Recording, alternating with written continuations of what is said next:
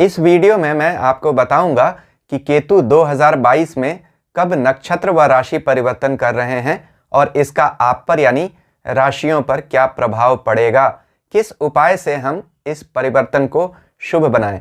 तो इन सब बातों को जानने के लिए कृपया वीडियो पूरा देखिए।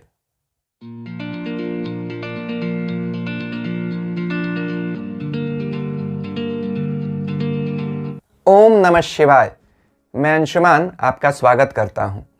2022 में केतु अपना नक्षत्र व राशि परिवर्तन करने वाले हैं।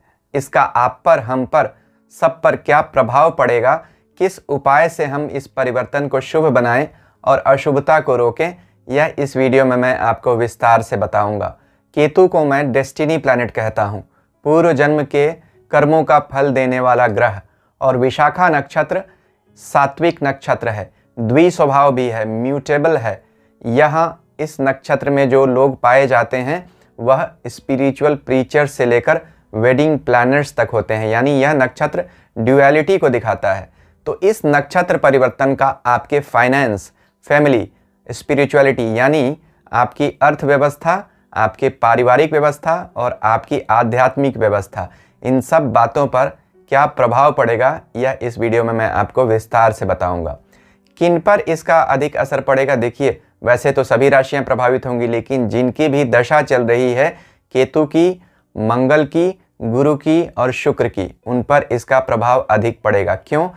पहला तो यह कि इस नक्षत्र के स्वामी केतु हैं, इसके देवता बृहस्पति हैं। 2 राशियों में आता है, तुला और वृश्चिक में, जिनके मालिक शुक्र और मंगल होते हैं। तो इसलिए केतु, मंगल, शुक्र और गुरु, इन 4 ग्रहों की जिसकी भी जीवन में महादशा या अंतरदशा चल रही है, उन पर इसका बहुत गहरा प्रभाव पड़ने वाला है। 7 नंबर वाले जो लोग हैं अंक ज्योतिष के हिसाब से, यानी किसी भी महीने की 7 तारीख, 16 तारीख और 25 तारीख को जिनका जन्म हुआ है, वह केतु प्रभावित व्यक्ति माने जाते हैं। उन पर भी इसका प्रभाव बहुत अधिक पड़ेगा। इसके साथ साथ ही जो लोग फाइनेंस, फूड, मेडिसिन और रिसर्च के फील्ड्स में काम करते हैं, यानी वित्तीय व्यवस्थाओं, खाद्य प्रसंस्करण, चिकित्सा विज्ञान और अनुसंधान, इन क्षेत्रों से जो लोग जुड़े हुए हैं वो भी बहुत गहन रूप से प्रभावित होंगे केतु के इस नक्षत्र परिवर्तन से। तो इस वीडियो में मैं आपको बताऊंगा कि यह नक्षत्र परिवर्तन और केतु का राशि परिवर्तन 2022 में कब हो रहा है, विशाखा नक्षत्र होता क्या है, केतु जब इसमें जाते हैं तो क्या करते हैं, फल क्या होगा, उपाय क्या होंगे, और फिर देखेंगे कि राशियों का इंडिविजुअल फल क्या होगा। तो अगर आप यह सब शुरू का नहीं सुनना चाहते हैं, यानी विशाखा नक्षत्र में केतु जाएंगे तो क्या प्रभाव आप पर डालेंगे और आप क्या उपाय करें, तो फिर अभी आप वीडियो को कुछ मिनट तक आगे बढ़ा दीजिए और अपना राशिफल सुन लीजिए। लेकिन अगर आप इसको, परिवर्तन को अच्छे तरीके से समझना चाहते हैं, अपना उपाय जानना चाहते हैं, तो आप शुरू के वीडियो के हिस्से को भी देख सकते हैं, क्योंकि राशिफल में मैं उपाय अलग अलग नहीं बताऊंगा। सभी राशियों के लिए एक ही उपाय है जो बहुत अच्छा उपाय है। तो इसलिए वह उपाय मैं आपको जब शुरू में वीडियो में ही आपको बता दूंगा। जब केतु इस विशाखा नक्षत्र में जाने पर क्या करते हैं उस पर हम चर्चा करेंगे तब। तो देखिए, सबसे पहले देखते हैं कि विशाखा का मतलब क्या होता है। विशाखा, वी और शाखा, वी यानी विपरीत, यानी इसका सिंबल क्या है, अ ब्रांच विद 2 फॉक्स, यानी 2 अपोजिट एंड्स में बटा हुआ एक ब्रांच। तो प्राचीन समय में ऋषियों ने देखा कि नक्षत्र समूह जिनसे यह बनता है, नक्षत्र जिन तारा मंडलों से, उनकी आकृति जो होती है वह एक ऐसे लकड़ी के टुकड़े की तरह है जो ऊपर जाकर 2 हिस्से में बट गया। इसे दूसरे तरीके से भी देखा जाए तो एक राजभवन की आकृति भी दिखती है, मेहराब की। इसलिए आसमान में राजभवन किसका हो सकता है? देवताओं का होता है। इसलिए ऋषियों ने इसे देवताओं का निवास स्थान कहा। विशाखा बहुत पवित्र नक्षत्र है, सात्विक नक्षत्र है, इसलिए इसके स्वामी बृहस्पति होते हैं और इसके देवता इंद्र हैं। इंद्र देवताओं के राजा हैं, जिनकी रक्षा में सभी देवता निशंक रहते हैं। इसलिए यह समृद्धि को भी दिखाने वाला है, समृद्धि को और शासन का नक्षत्र है, शक्ति देता है। लेकिन यहाँ यह देखिए कि यह ब्लेंड ऑफ ऑपोजिट्स भी है। क्यों? क्योंकि इसके दो देवता कहे गए, इंद्र और अग्नि। अब इंद्र वर्षा के देवता हैं और अग्नि तो हम जानते हैं आग है। तो यानी दो अलग अलग विचारधाराएं, दो अलग अलग रूप में जाने की शक्ति इसमें है। साथ ही यह भी देखिए कि यह नक्षत्र जो है 20 डिग्री तुला से लेकर 3 डिग्री 20 मिनट वृश्चिक राशि तक जाता है। 20 डिग्री तुला में शनि उच्च के होते हैं, वहीं 3 डिग्री वृश्चिक पर चंद्रमा नीच के होते हैं। तो यह एकमात्र ऐसा नक्षत्र है जिसमें दो ग्रह, एक तो परम उच्च होता है और एक परम नीच होता है, यानी उच्च का भी ग्रह इसमें आता है और नीच का भी ग्रह। तो दो बिल्कुल अपोजिट विचारधाराएं यहाँ आती हैं। क्यों? 7वें भाव में यह राशि आती है जो तुला राशि, उसमें यह नक्षत्र आता है विशाखा। 7वां क्या है? समाज का है, विवाह का है। वहीं इसका एक चरण 8वें भाव में भी आता है। वृश्चिक राशि जहां आती है कालपुरुष कुंडली में, 8वां भाव क्या है? स्वयं में सिमटने का है, आइसोलेशन का है, अनुसंधान का है। जब तक आप स्वयं में सिमटेंगे नहीं, जब तक अपने में नहीं आएंगे, तब तक आप रिसर्च नहीं कर सकते हैं। तो बिल्कुल अपोजिट है। इसी कारण 7वां भाव जो शुक्र का है वह विवाह का है, भोग का है, और 8वां भाव जो रिसर्च का है वह योग का है। तो इसके जो देवता हैं वह गुरु हैं, यानी बृहस्पति। तो ज्ञान का यह नक्षत्र है। तो कब से कब तक यह राशि और नक्षत्र परिवर्तन होगा यह भी जानना जरूरी है। देखिए 8 फरवरी 2022 से लेकर 18 अक्टूबर 2022 तक केतु इस नक्षत्र में रहेंगे। वहीं इस नक्षत्र में जो 4 चरण होते हैं तो उसमें एक राशि परिवर्तन भी केतु कर देंगे, यानी 12 अप्रैल 2022 को केतु तुला राशि में आ जाएंगे। तो जैसा मैंने बताया था केतु उल्टे चलते हैं, तो वृश्चिक से शुरुआत करेंगे और तुला में आ जाएंगे। तो यहाँ यह भी महत्वपूर्ण होगा कि राशि भी परिवर्तित करेंगे केतु और नक्षत्र भी परिवर्तित करेंगे। तो इसका प्रभाव क्या होगा? दो बिल्कुल अलग तरीके से प्रभाव देंगे अलग अलग समय में। मैंने आपको बीच का समय बता दिया, अप्रैल से पहले का और अप्रैल से बाद का। प्रभाव व स्वभाव में परिवर्तन हो जाएगा। शुक्र व गुरु की स्थितियों पर आपको निगाह रखनी पड़ेगी। अब इसमें क्या अच्छा और क्या बुरा हो सकता है, आपको क्या क्या चीज़ें मिल सकती हैं और किनसे सावधानी व समझदारी रखनी पड़ेगी, उपाय क्या करने होंगे, इस पर चर्चा करते हैं। तो अच्छा क्या हो सकता है? देखिए जैसा मैंने कहा विशाखा एक बहुत ही पवित्र नक्षत्र है। विशाखा के बाद अनुराधा आता है जिसकी देवी राधा होती हैं। तो विशाखा राधा जी की अष्ट सखियों में एक प्रमुख सखी हैं। ललिता, विशाखा, तुंग देवी, चित्रलेखा, यह जो अष्ट सखियां हैं इनमें विशाखा जी का काम क्या है? मैसेंजर हैं। राधा रानी का संदेश लेकर श्री कृष्ण के पास जाती हैं। तो यह विशाखा नक्षत्र जो है यह किसी बड़ी शुभ सूचना का संदेश देता है।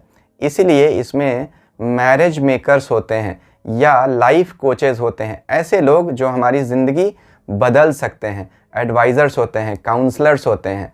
तो यह बहुत ही शुभ नक्षत्र है। 1 पॉइंटेड फोकस वाले लोग जो होते हैं, जो ऐसे काम करते हैं जिनमें 1 पॉइंटेड फोकस हो और टफ काम हो। इसीलिए इस नक्षत्र में शनि उच्च के होते हैं। शनि न्याय के व कर्म के ग्रह हैं, जितना किया उतना मिलेगा। इसलिए टफ ग्रह माने जाते हैं शनि, और मुश्किल ग्रह माने जाते हैं केतु भी।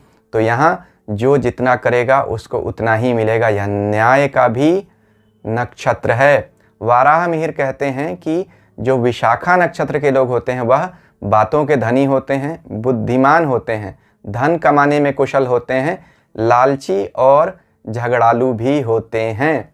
तो जैसा मैंने कहा था सात्विक नक्षत्र है क्योंकि स्वामी इसके बृहस्पति हैं जो धन के देवता माने जाते हैं। तो धन तो देने में कुशल है यह नक्षत्र।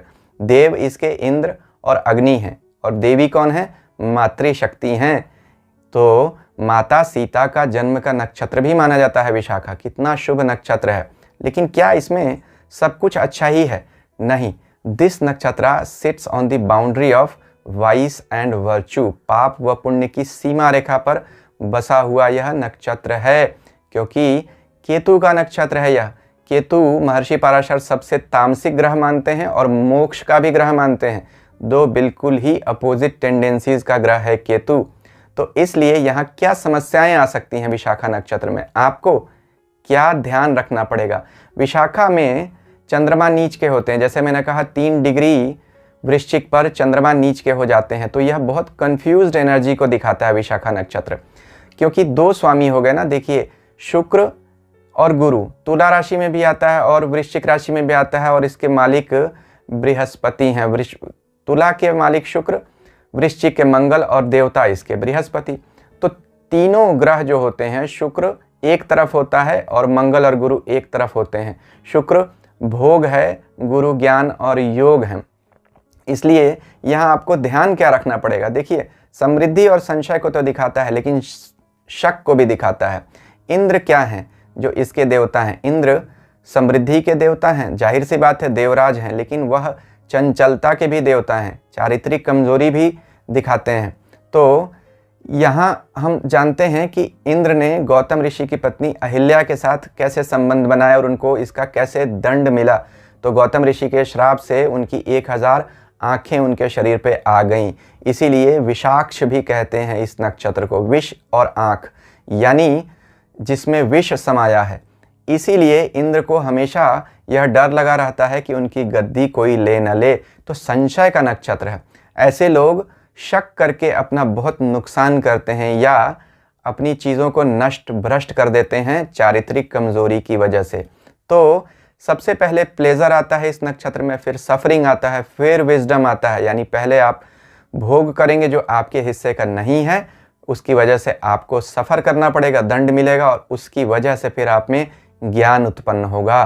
तो आप ऐसा कोई भोग कीजिए ही नहीं जो आपका नहीं है, तो आपको दंड नहीं मिलेगा। यही आपको सावधानी रखनी है, लालच नहीं करना है, नहीं तो यह नक्षत्र बहुत अधिक दंडित करता है अगर आप ज़रा भी सत्य के मार्ग से भटके। तो कुछ नक्षत्र ऐसे होते हैं जिनमें काम चल जाता है, जैसे स्वाति। विशाखा में काम नहीं चलता है, विशाखा दंडनायक है, दंड तुरंत मिलता है, और उसमें भी अब केतु आ रहा है, केतु तो दंड देने में ज़रा भी समय नहीं लगाता। तो सावधान रहना पड़ेगा, अपनी चारित्रिक कमजोरियों से बचिएगा। यहाँ यह भी देखिए कि इस नक्षत्र में जब केतु जाता है तो केतु क्या करेगा। देखिए केतु का तो स्वयं का नक्षत्र है, क्यों? क्योंकि यह 27 नक्षत्रों में 16वां नक्षत्र है। 1 और 6 बराबर 7, 7 नंबर केतु का नंबर होता है अंक ज्योतिष में।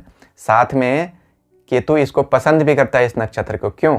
इसी नक्षत्र में और यानी इसी राशि में जो तुला में और वृश्चिक में सूर्य और चंद्रमा नीच के होते हैं, सूर्य तुला में नीच और चंद्रमा वृश्चिक में नीच। तो केतु को क्या पसंद आएगा? केतु सूर्य और चंद्रमा को ग्रहण लगाता है, इसलिए जिन राशियों में और जिस नक्षत्र के आसपास सूर्य चंद्रमा ग्रसित हो रहे हों उसे केतु स्वयं भी बहुत पसंद करता है।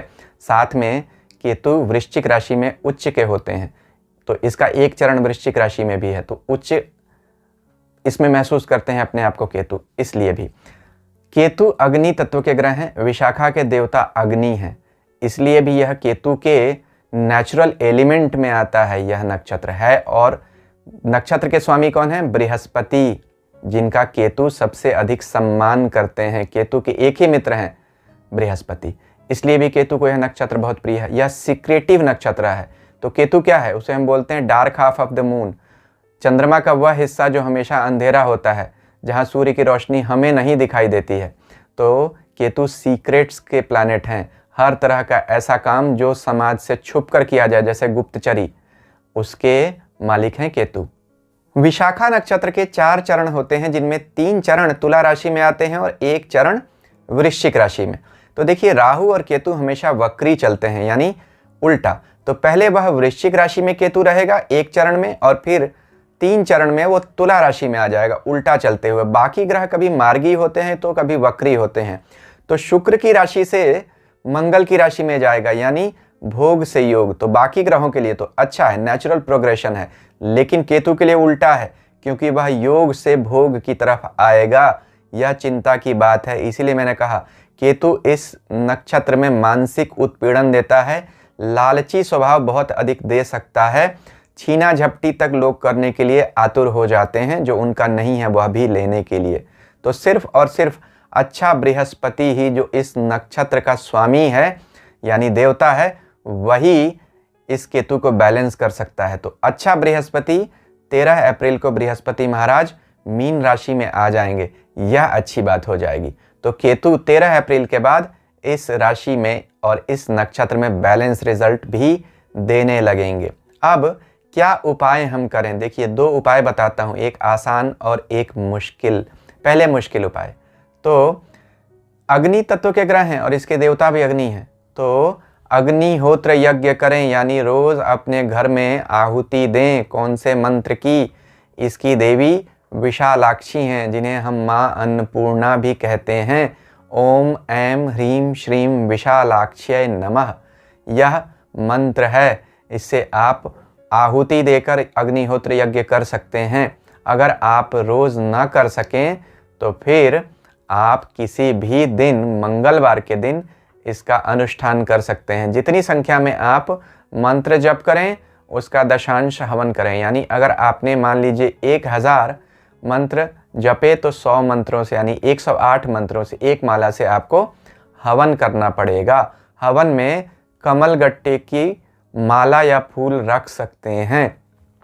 अगर पूरी कमल गट्टे की माला फूल न मिले तो आप कमल की पंखुड़ियां भी डाल सकते हैं आहुति में, एक एक पंखुड़ी एक मंत्र के साथ।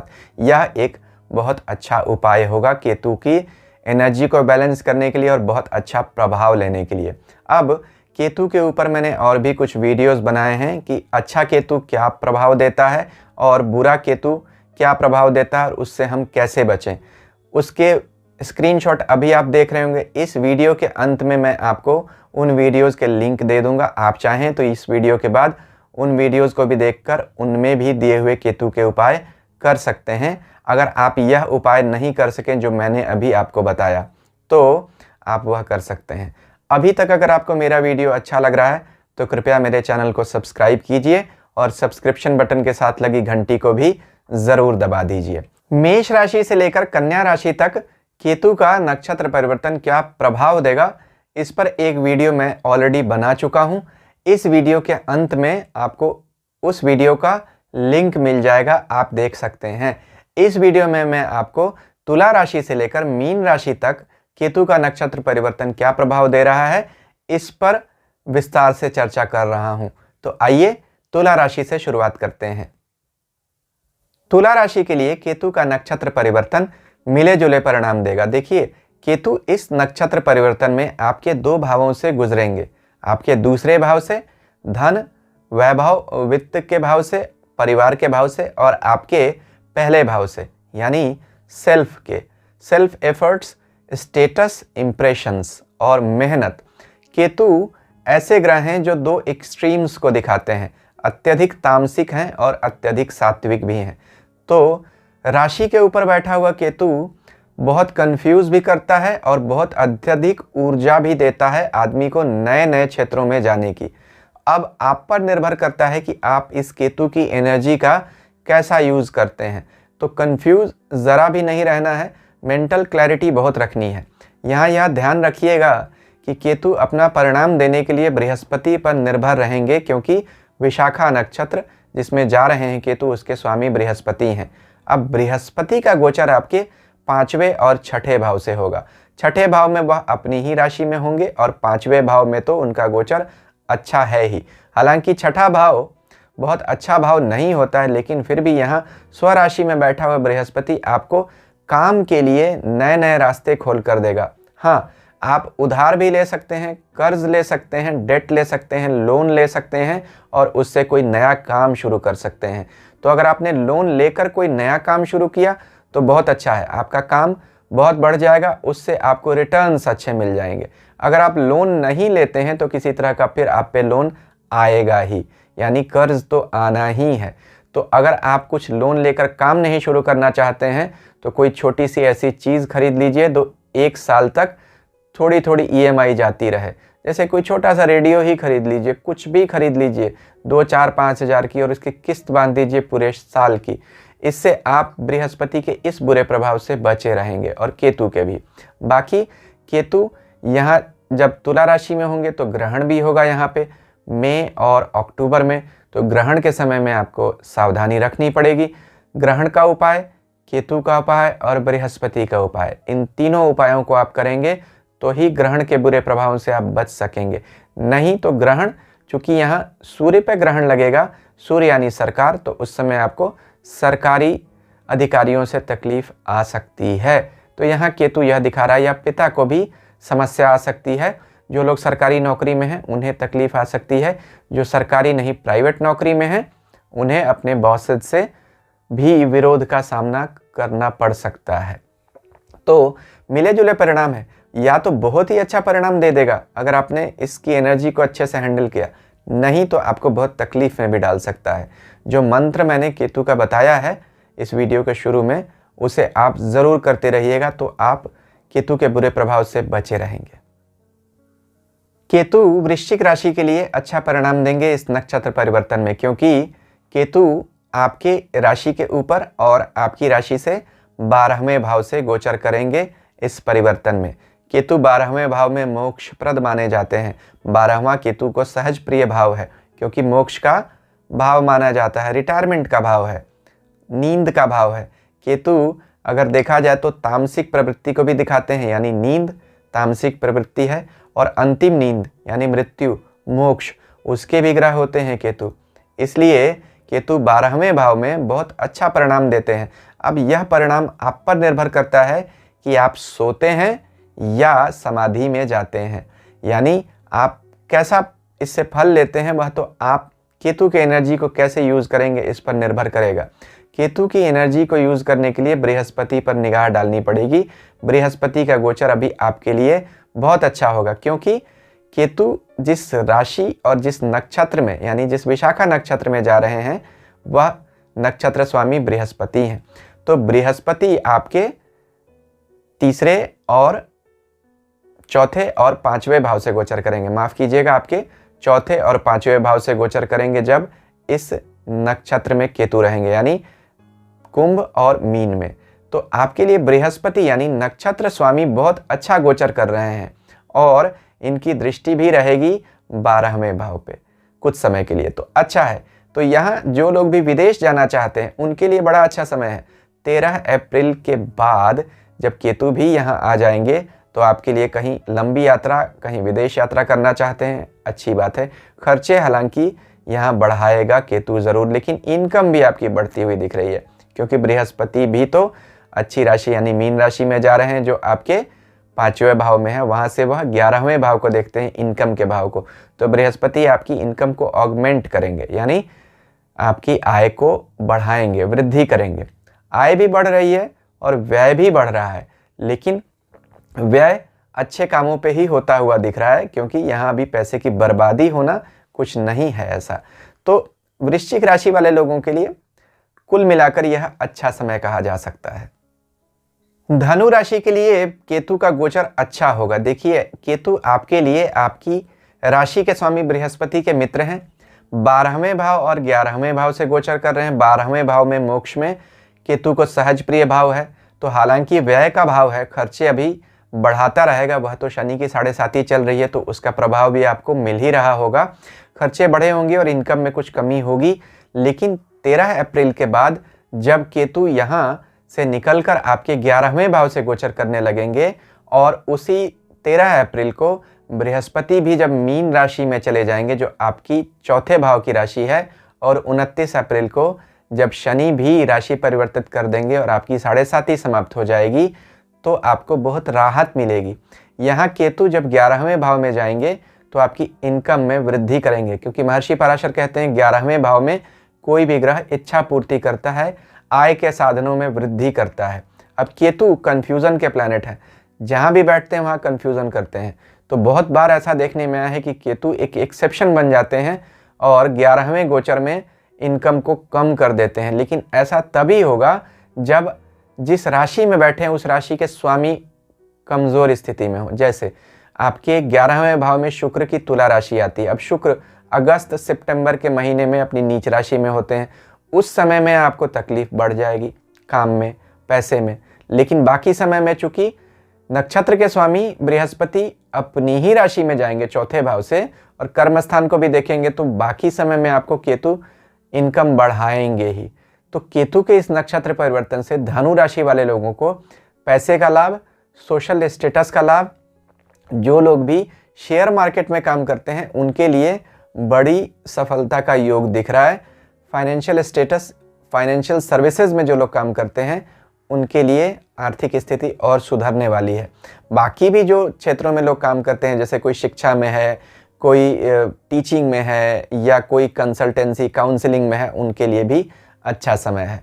तो कुल मिलाकर यह नक्षत्र परिवर्तन धनु राशि वाले लोगों के लिए तो अच्छा परिणाम दे रहा है। मकर राशि के लिए केतु मिले जुले परिणाम देगा। बहुत सोच समझकर आपको अपने फैसले लेने पड़ेंगे, क्योंकि केतु यहाँ आपके 11वें आय और 10वें कर्म भाव से गोचर करेगा इस नक्षत्र परिवर्तन में।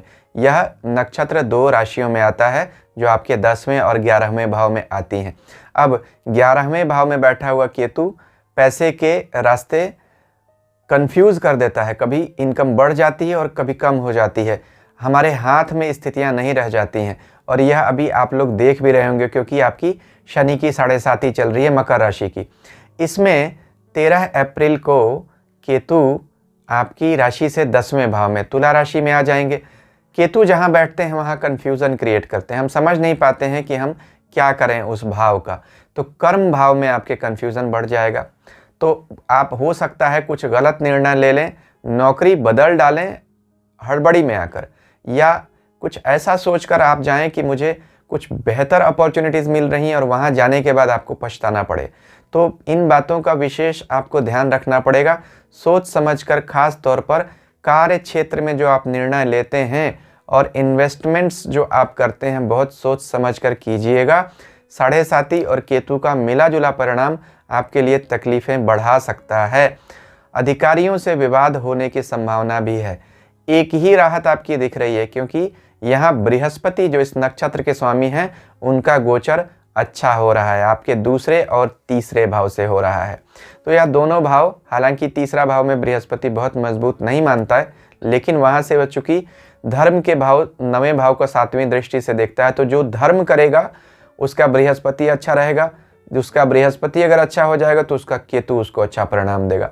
दूसरा भाव भी मंदिर का है, धर्म का है, तो इसलिए दोनों धर्म के भावों से बृहस्पति का गोचर, जो धर्म का ही ग्रह है, और केतु जो धर्म व मोक्ष का ग्रह है, उन दोनों में संबंध अगर आप बना सकें, यानी धार्मिक रहें, तो आपके लिए यह गोचर फिर भी केतु का नुकसान नहीं देगा। क्या उपाय करना चाहिए? इस वीडियो के शुरू में जो मैंने केतु का मंत्र दिया है, जो उपाय बताया है, उसे आप करेंगे तो आपकी रक्षा होती रहेगी, लेकिन आपको बहुत सावधानी से यह समय निकालना चाहिए। कुंभ राशि के लिए केतु का यह नक्षत्र परिवर्तन उनके 10वें और 9वें भाव से गोचर कराएगा। यानी केतु जिस नक्षत्र में बैठे हैं वह कुंभ राशि के लिए उनके 10वें कर्म स्थान और 9वें भाग्य, अधिकारी वर्ग व पिता के घर से गुजरती हैं। तो यहाँ केतु 9वें भाव में तो सहज ही बली महसूस करता है अपने आप को, क्योंकि यह धर्म त्रिकोण का भाव है, तो केतु धर्म का ग्रह है, इसलिए 9वें भाव में केतु अच्छा परिणाम देता है।